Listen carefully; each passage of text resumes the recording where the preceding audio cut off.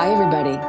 This is Heather Lockett with Lasting Conversations, and I am with the boundaryless, amazing, effervescent, phenomenal Nancy May. And I'm so excited that she's here. She has returned from our visit. Last time was in October in episode 106, called Family Feasts, Family in Full Circles. So, in an interesting way, I welcome Nancy back to the table. I have gotten dressed up today. I've Me got too. more makeup and earrings and the whole bit because, as you all know, I have been traveling in over in Europe, and most, if not all, of my episodes while I was away was just me in all of these different locations sharing. So I'm so excited. Here we are in January of 25 to invite Nancy back to the table, back to the camera proper, and we're going to have some more fun. So welcome, Nancy. Thank you for coming back. Thank you, Heather. It's a delight to be here, and I've loved watching your adventures and travels all through Europe. It's been a lot of fun. It's I guess appropriate voyeurism that's allowed, right? Appropriate voyeurism. I love it. Well, because then that'll tap into your show. Your whole thing these days, it stepped from elder care, and we talked about that just before we started recording, and into something. Well, elder care is very, very important. And yet, all of us, many of us have tapped into something. Where is it time for some more fun? And where we have that boundaryless sense of joy, and there's an importance to it. So what you're doing with Family Tree, Food and Stories, collaborating with your good friend Sylvia, is very vital. It's very important, very poignant. All the while, it steps into what is fun and silly. So since we met and talked in October, both of us have jumped off our own cliffs, so to speak. Mine was the travels abroad, and we'll get into that in terms of meals and camaraderie and how they do it across the pond. And yours was your podcast officially launched. Your Mhm. book officially came into print, and I see it in the background over here in back of you. And tell us more about your journey, because it feels like it's actually been lifetimes since the end of October. Oh, I think it has been a It, lifetime since the end of October. Let me yeah. see. We So moved. start with your podcast and the Family Tree Food and Stories, Okay. having to do with the community, the mystery around food, why it's still vital and important. And of course, we've just come through the holiday season, Right. which can be difficult for some and really fun for others.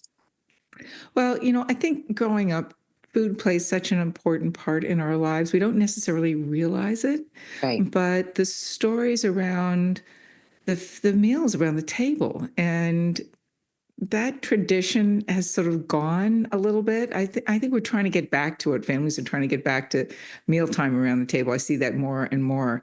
But even the little stories that happen around the dinner time conversation, whether it's breakfast or dinner or whatever it is, it's what I think it's the thread that carries through our lives right to the very, very end, literally, of what happens and what makes us who we are. Now, food doesn't make us who we are necessarily, but it's the foods that we love. It's the foods of our heritage. It's the foods of our family. It's the conversations around everything that brings such rich memories and joy to our lives in such a way that create meaning of connection. And we may think of this more as a personal thing, but we've sort of reflecting on the whole idea of the importance of food, even in your career and what that means.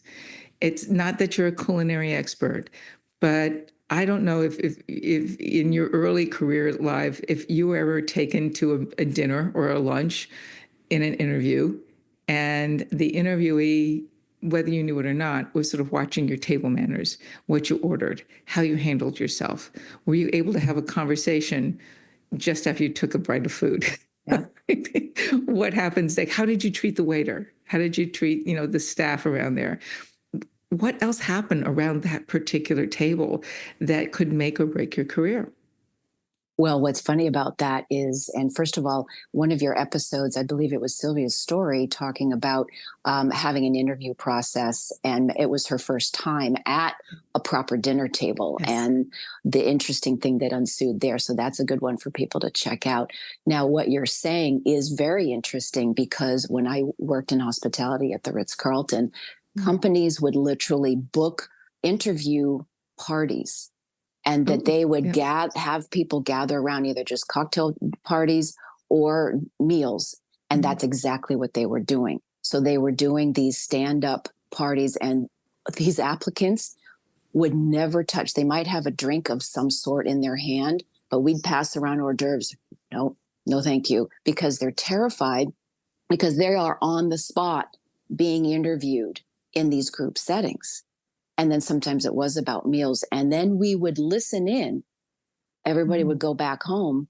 And then the core corporate people, with this one company in particular, they were brutal because then they would sit at a big table with everybody's resumes and tear them a new one. Say, well, this one was great. This one sucked. But yeah, this one chewed their mouth open. So you're not wrong in that whole where food can become very stressful, Yeah. actually. um, And that's yeah. too bad because we Right. should be This was back in the comfortable. 80s. This was back in the 80s where Oh, right. everything was stressful. And that they literally called it the go-go 80s. And Yeah. so that was back in the 80s where everything was really not as even the companies aren't quite as brutal, I don't think, these Well, and I days. Yeah. remember they were bringing in like etiquette coaches, Yes. what Yep. fork to eat with. And Yep. I find that so sad Right. that a family member and a parent never taught their children that. Well, We were true. always taught, forks, the smallest fork from the, outside in is where you eat and where things are placed and where the bread goes and where the glass goes and where the water goes and your salad goes. And so you don't end up eating somebody else's. But Right. No, that's my bread plate. that's right, that's my bread. B and D, that's how you sort of remember bread and drink kind of thing. But it was interesting to see that. But it was, that was part of our lives. And my mom Right. grew up fairly poor, and one of her stories was that she remembers going to dinner at a boyfriend's house in high school. And in their house, they always picked up chicken with their fingers. Well, she was afraid to do that at the boyfriend's parents' house. And so she didn't know how to eat chicken with a fork and knife. But she was very proper and she was very, careful. And at the end of the meal, her boyfriend's mom said, I have never met anybody who's been so delicate and so polite with chicken and a fork and knife. And my mom's like, I guess I did it. Okay. But she told that story so many times to make sure Right. that we knew how to handle ourselves at a meal Right. table, right? Right. And it is important. I do think it's important to lay the basics and keep the food in your mouth, not smacking it around. That's Or a what happens giant if pet peeve. Yeah. or what happens if like the piece of steak goes flying across the table? Like, oops. Oops. Just Well, like then you a deal with it. faux pas, right? It all Right. Right. happens to It does everybody. all happen. So tell us some of your. I was listening. There are some amazing stories on your podcast show that you guys get into some history. You Mhm. research some things. You get into those some of the personal vignettes that we were just talking about, and then there's some funny things like the gingerbread house and reusing them. Tell us something about that. What do we do with an old gingerbread house? Well, actually, it's funny because my husband doesn't listen to the podcast unless we're on the road, and so we were listening to the other day, and he's my toughest critic, and he said that was really good. I learned something. It's like, oof, I passed. But we were talking about like, what do you do with an old gingerbread house, right? Right.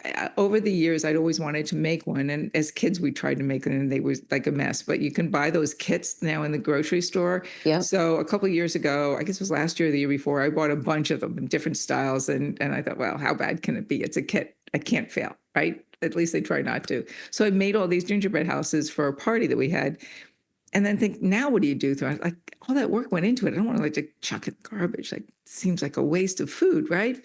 So I took them over to the neighbors' kids, and they're like, "Oh, like what do we do with this?" Okay, so I'm giving them leftover food, right? Old cookies. But there are some traditions that the Swedish do. So the Swedes and the Scandinavians actually burn their gingerbread houses, which I think is kind of fun. Although I wouldn't try those pyrotechnics inside. You might want to do it outside on maybe Yeah, New Year's Eve when you burn the logs, whatever you got. And fire Florida is big for fire pits that's right. on New Year's Eve, so as you know that. And then be creative, so you can take it and smash them and create. What do they call? I'm thinking it's a cheese brain cramp. Not enough coffee this morning. There's the food thing, right?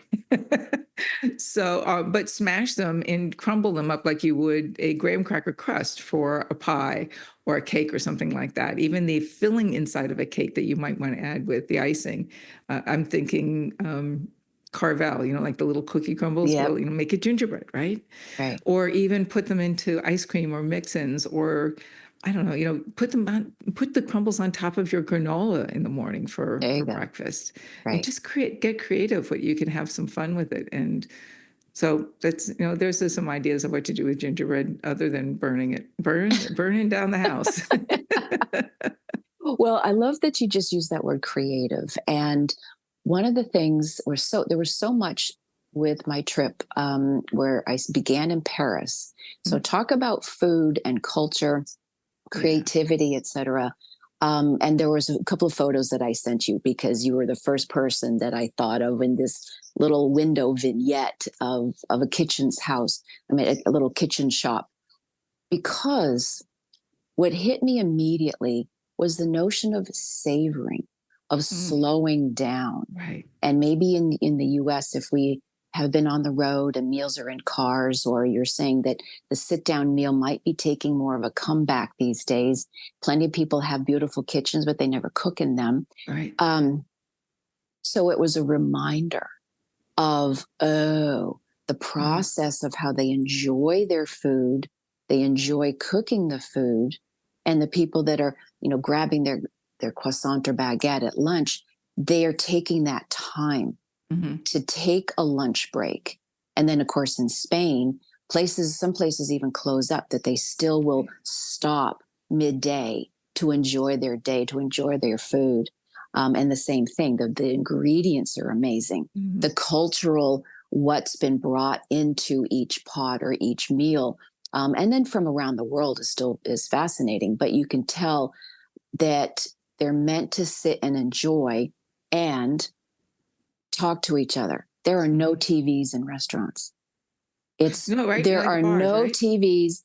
Maybe there's a sports bar where there's football, aka soccer, but for the most part, you are meant to enjoy, you're meant to talk to each other. It Right. was very engaging with each other, and to slow down, and it's not tipping culture. So the waiter's Mhm. not waiting for you to leave to get to the next table. Right. You can stop and enjoy and have your flavor.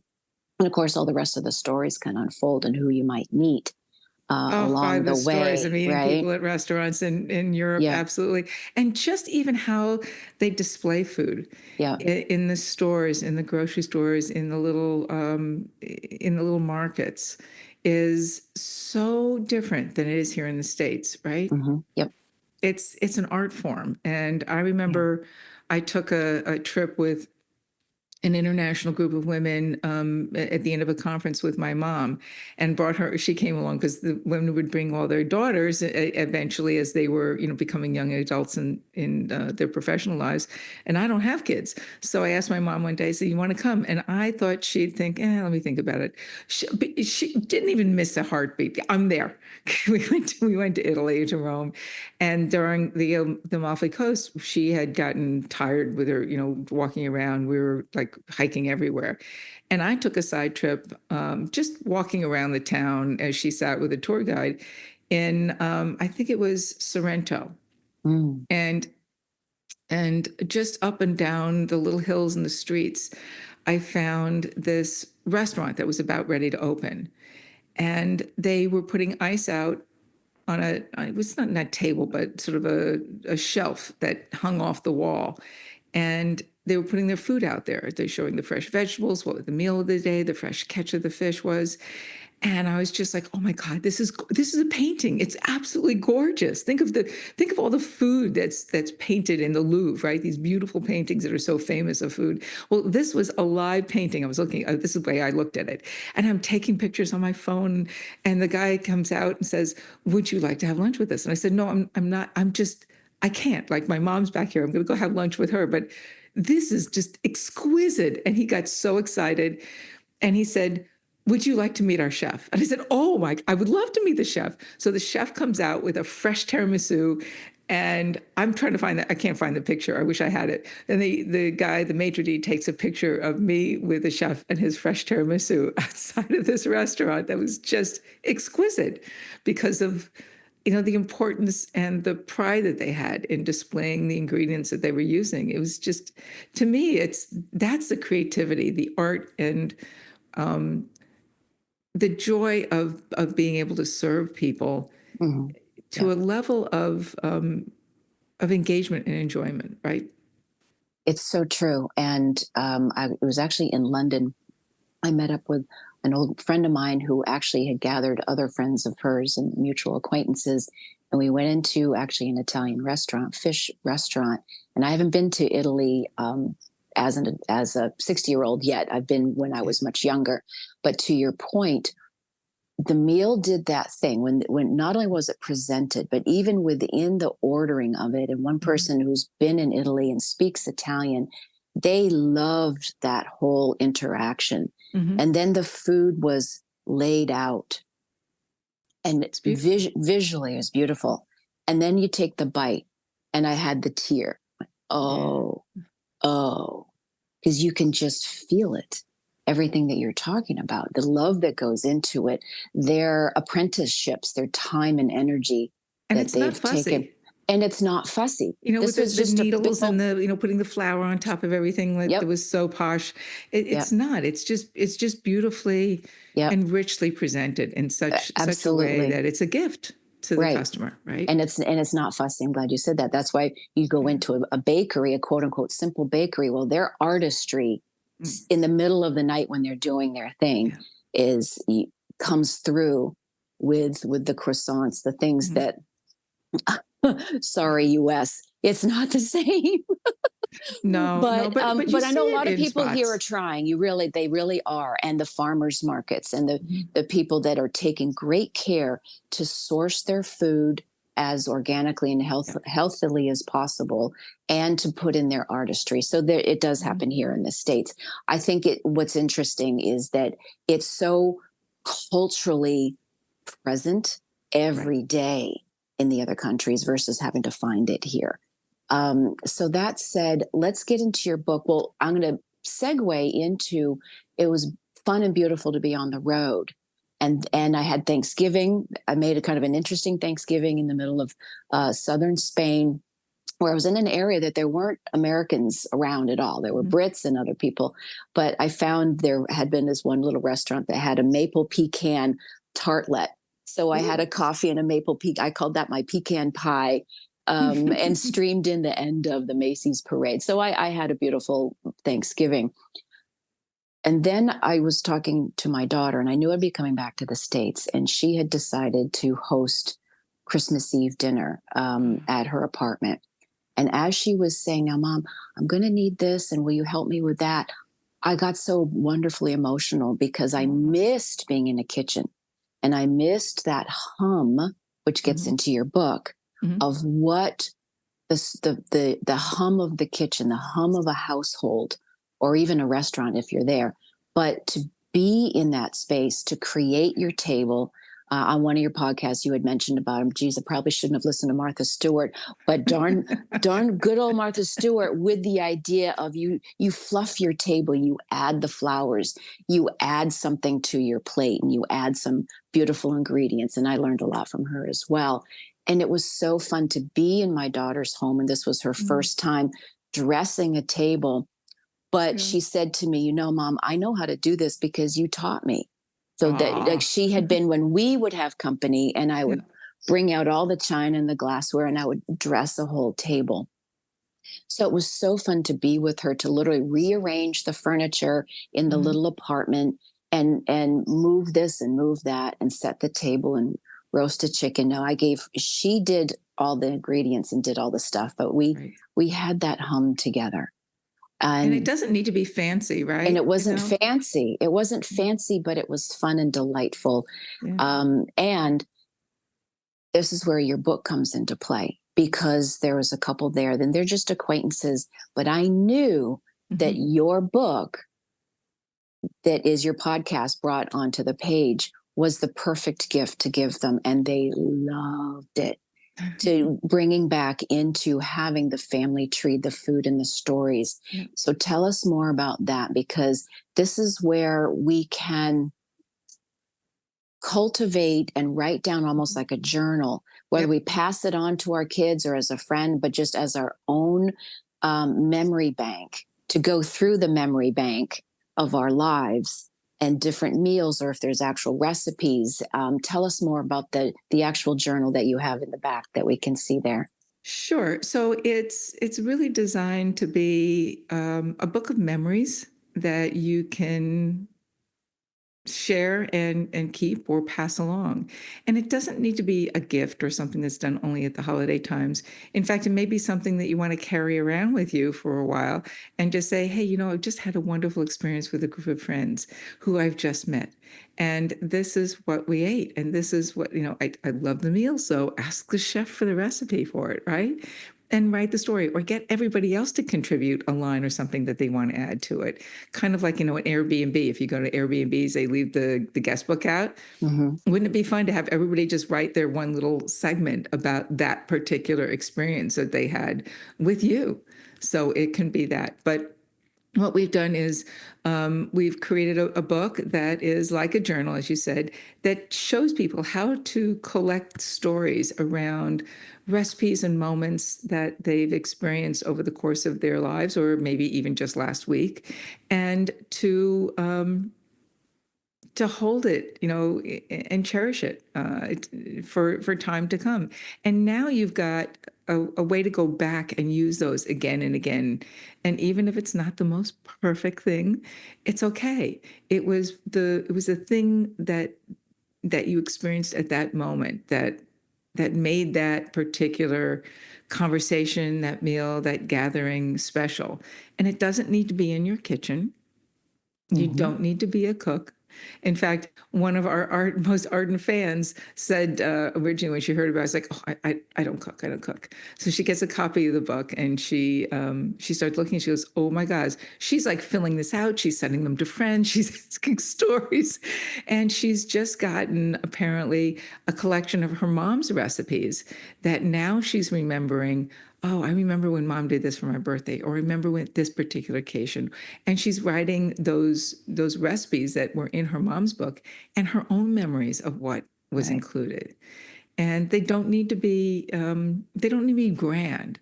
So I'll share one story that I have that I think I put this in the book because there are little story vignettes throughout the book that are other people's stories, so that you kind of get a way to not just look at a blank page, but some fun triggers, Mm-hmm. and it becomes fun to read beyond your own things. And there's also little quotes at the bottom of every page too, which are kind of food related and fun too.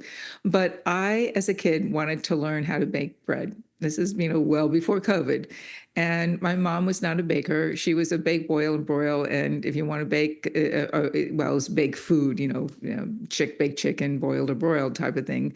And if you wanted to make something sweet, it was Tall House cookies. Read the recipe on the back of the bag, right? Which is Right. okay. But she had no idea about yeast, and I didn't know about it. So I'm trying to make this bread, and every bread I made was about 20 pounds.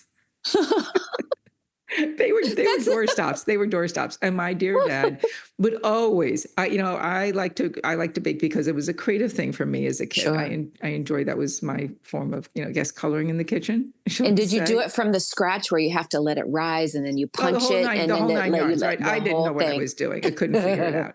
Right. So I get to one loaf that looks like it's pretty good. It's not quite 20 pounds. It might be 10 pounds. So And my dad is like sawing away, trying to get Isaac's warm, like the hint is sawing away at the edge of the loaf, and he cracks the knife in the loaf. Oh my God. And we all laugh. And he says, it smells really good, and maybe it'll work out better next time. But he'll gnaw away on it, maybe with a Oh little extra my milk if you dunk it in God. extra butter. No, this was not going No. anywhere. So I did eventually learn to make bread. Thank you, King Arthur flour, and learning how to Yes. yeast. I say it's some of it is in the flour, Yeah. and that made the difference for me. And so yeah. Oh, that's really funny. And so I love those types of vignettes as well. And of course, you're reminding me. I have a friend of mine, actually the one that I met in London. For the longest time, that would be a monthly. She would bake bread, take a whole day A lot of to work. do a lot of work, and then would freeze it. But oh my gosh, her bread. And I think she did learn some of that from her own mom. But there is something to the art of making some Yeah. loaves of bread, and then you can just eat them up with some good butter and call it a day. And I have another That's friend who doesn't cook at no, all. I mean, she's got this right. little. She's originally from Italy, and he's Yeah, like, "What, Italians don't cook? I mean, come on, right?" So right. she's got this machine she's got somewhere from Europe, and it just tells you like what the ingredients are, and you put them in at certain times, and then at the end, Yep. the coq au vin is done or the bread is done, and she makes the most delicious sweet sourdough bread, and she bakes like 6 loaves at a time in this machine, bakes them up, takes a couple of days because of the process and the proofing and everything else, and the rising of the yeast of the Right. bread. But she gives them away and freezes them. And like Laura, I'm sorry she's not here in Florida because I want that recipe. I think I need the machine to do it though, Right, unfortunately. right. Yeah, some of those machines are fantastic. Right. So the other thing that I love when you were saying it, not only does it not have to be fancy, the things that go into this journal or the memories that are evoked, is that I know in our family with my kids and my mom, we had this road trip on Christmas Day, and all of us ended up being starving and we needed a pee break. And somewhere in a Carolina, Oh, there nothing is open because it's right. Christmas Day. Nothing, Massachusetts is the same way. We learned nothing that is one. open. Yeah. So not only did we somewhere off the road somewhere was a gas station. So not only did we have to quote bite the bullet and what kind of gas station to get use the Crunchy bathroom, one, yeah. but Christmas meal, because we were also pretty darn hungry, were in from the freezer section of this little side of the road, not a 7-Eleven, mind you, but a side of the road gas station, in these packaged burgers and chips and stuff. Well, it went down good because we were hungry. And then my kids, we subsequently said, that's the funniest Christmas dinner we've ever had. Right? Right. So that would go in the book. The craziest Christmas See? dinner from the side of the road, but it all counts as that was Christmas And then and the we recipe had section, fun. like, where was it, right? Right. Yep. Exactly. So we appreciate the sustenance that we can get wherever we can get Well, and it. some of those roadside restaurants in the South are really wild. I remember one that my husband and I, we were traveling down to see my folks and driving down from Connecticut, New York area. And I thought, oh God, I never want to do this trip by car again. And we couldn't find a place. We were hungry. We finally, no reservation. We finally found something, I guess in the Carolinas, somewhere, Southern Cal. And it was a crab shack next to a crummy little motel we were just tired. So we just got the hotel. Yeah. And the ratings were good, but it was really kind of grungy and dirty. And then in the middle of the table is this hole. And it's this giant garbage can that's in the middle of the table under those. And you like eat and you throw your trash. And then I was like, oh God, there were flies. I'm like, oh God, I really want to eat this.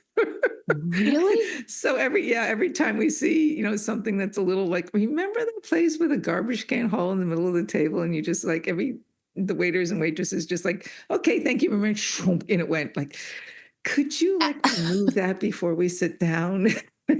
Maybe I'm like a little too fussy, but I prefer not to have flies with my meal. Thank you very much. Wow. Well, that's Maybe a I need an new extra beer.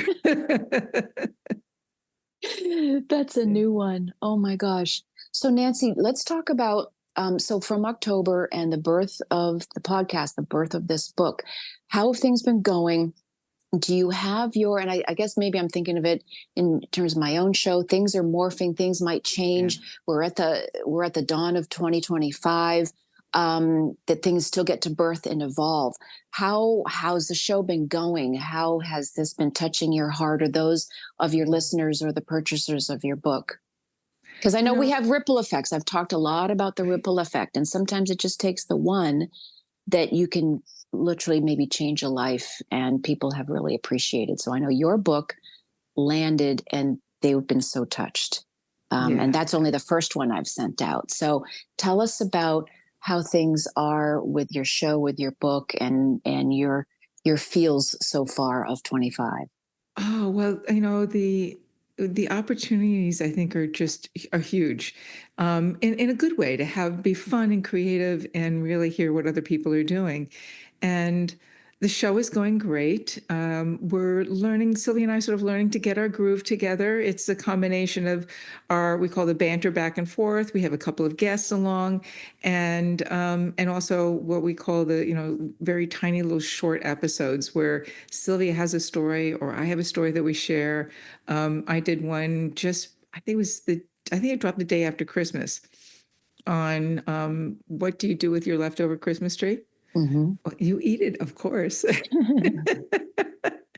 So there's really, literally, we had, my husband and I had done a food foraging trip. It wasn't trip, like an excursion locally here in Florida. And they took you around this battleground and they showed you what you could eat in the wild. And one of the things were pine trees, pine needles and whatnot. And so, like, Yeah. maybe we can take that to the Christmas tree. So there was a lot more that was going on in even before that episode. I have to do another, round two. Right. Do you have more than one Christmas tree? There are a lot more that you could do, from like pancakes. I didn't add pancakes, pancake flour that you can put in there, all sorts of things. So, and that, yes, there is a caveat at the end saying, uh, please make sure you don't do this if you have an artificial tree. It's like a little. I guess we all have too much plastic in our meals anyway. I So was it's like, right? that's so funny. I wasn't expecting you were going to turn that. I was thinking of, be mindful if you have a pine allergy. But no, you went right to Oh, the no, no. Yeah, plastic. right, Do right, not do this right for if the you have. plastic, right? Or the tin. But yeah, no, there are certain trees that you don't, types of pine trees that you really don't want to chow down on because they are a little toxic. So, as I said, you don't want to make an extra run to the bathroom. Oops, or the Right. emergency room. So, so that's been a lot of fun, and the reactions are great. Getting it out there, that's sort of taking us a little bit more time. To Mm. be honest, if Sylvia moved, I moved. There's a whole lot that's going on. She's in a transition with a restaurant that she's owned for 25 years, and what's going on there, and Oh wow. yeah, so there's a lot that's happening between her life and my life, and but it's all good. It's all good, and just sort of allowing ourselves the space to say, you know what, it's okay. It's okay. We don't need to be perfect every single time. But I have to say, the show's pretty good. The show is wonderful, and actually, I really appreciate that you were saying this because these last couple of months, I know the messaging for me was essentially take your business brain off, Mhm. be in It's part of the hard. world, have life happen. And you guys are doing the same thing. You got to move, you get to create yet another home. And Sylvia, she's doing the same thing. The notion of transition has been this theme Mhm. in the last couple of months. And so I love that that was happening for you guys because the business, everything from heart, will continue Mhm. to take off. And, hopefully lasting Yeah. conversations will be morphing and blossoming into even more also. But you guys have birthed and babied and Yeah. taken your corporate wisdom, et cetera, to the two avenues so Right. far. Maybe you have even more avenues of what you're doing. Um, with the book and the podcast show Well, to we're looking at really, other products and yeah. programs to do. So there's going to be a lot more that's going to come down the road, including, we're looking at a membership, some other books and things that we can add to people's lives that are maybe a little different than this one, but that can be fun and engaging and, Right. really, how do you add more richness to your life in a way that we might not even expect? So that's kind of fun. Exactly. That's where I was about to lead, and I love that you just jumped right in there in terms of not only is it fun as a business, but really to have it rich and engaging for other people Mhm. to find their own fun and richness. And so here are some fun tools, whether to get back to slow down and enjoy a meal, to enjoy a conversation or have a conversation with somebody else. Maybe you just met them at a diner, at a restaurant, and or even within the people in your house. When's the last time you sat and you talked to somebody in your own household? So the things that you guys are doing, which is that invitation Mhm. to share and to maybe have some great memories, and most importantly, create new memories. Well, and so many, talk about the business aspect of it. So many deals go down. I mean, in a good way, not necessarily Right. down in a bad way, but they go down in a bad way too. At a diner over a cup of coffee. Yeah. I mean, twice I was asked to join a board of directors just because of having a conversation with somebody, and Yeah. they were real. I mean, we connected from personal conversations. I mean, one CEO, I remember sitting and chatting with him, and his company was going to go public that next day. And we're in New Hmm. York. And we talked about his mom. We talked Hmm. about my dad and his parents. And I don't know how we got on the conversation, but we laughed. And he just said, I love you. Would you join my board? Like, oh, I wasn't going there, but let me think about it before I say yes, because better to sort of do a little investigation before you jump. But that was Right. interesting. And then another fellow I remember having a conversation with. Sadly, he just passed. It was Dick Parsons, who was chairman of Citigroup, and I remember seeing Dick, not knowing, I mean, not never meeting him years before, where he was across at a breakfast club that I was with a lawyer. And he's sort of looking across the table at each other, and just kind of smiling in a friendly kind of way, not necessarily in a weird kind of way. And he was mentoring a young woman, and I'm trying to pay attention to this lawyer that I really wasn't Yeah. interested in talking to, but it was his ticket, so all right. And then meeting Dick later on, and having lunch with him in a very casual setting, and he was just great. We talked about family, we talked about food, we talked about life, we talked about business. And it was just being able to, I think, be real. And if you're Hmm. comfortable at a table and around food and around people, the food and the conversation allow you to just sort of take that edge off and not have to, if you're in a business situation, pitch or sell.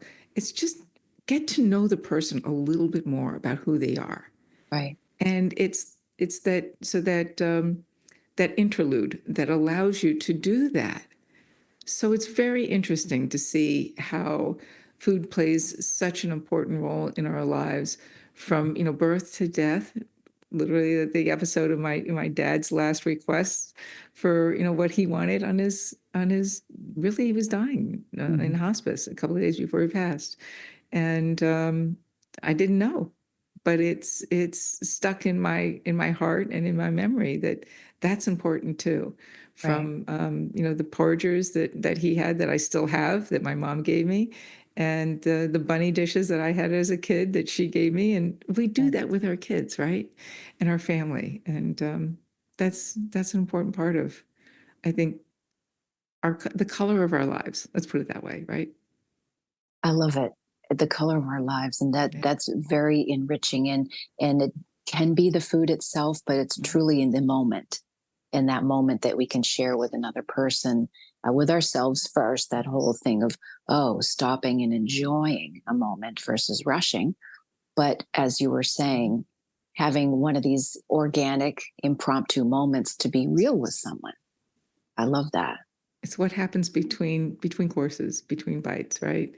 And it's interesting because at the end of the book we have a little family tree structure, and I share my mom's family tree and some of the little pictures of food that related to her family, Hmm. and then there's a tree structure, so you can fill out your own.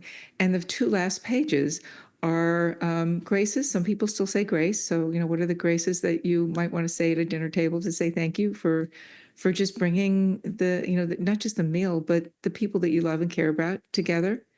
And also gratitudes, Yeah. gratitude for I think gratitude is kind of a word that's overused.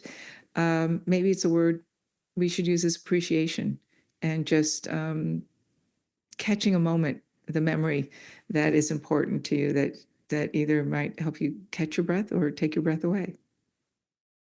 That's so perfectly true. And to appreciate, the hands that have made this and the people at this table or the animals who have given of Right. themselves, all of Yeah.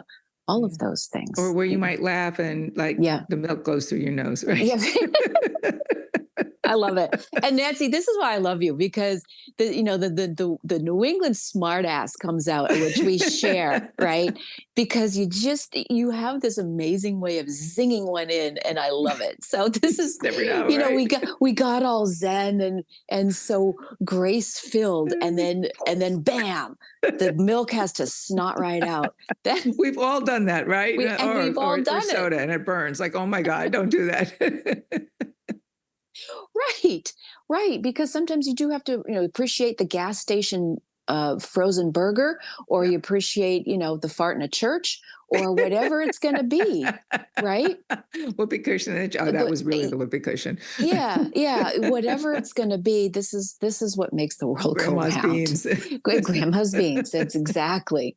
Exactly. Oh my gosh, Nancy, this has been so fruitful and delightful. Do you have any other last nugget you'd like to share? I know I'm about to ask you where people can find you and get your book, but is there something else of your heart you'd like to go ahead and share? I just say appreciate the moments that you have, whether it be from a professional perspective or with friends or family or somebody who you've just gotten to know. We're in a new house now, and we're just getting to know people in the neighborhood. Well, it's kind of not a neighborhood. It's a rural strip of a road, right? And it was like anywhere from 100 acres to 40 acres, and we have 6 acres. So it's interesting to see how people are taking care of one another.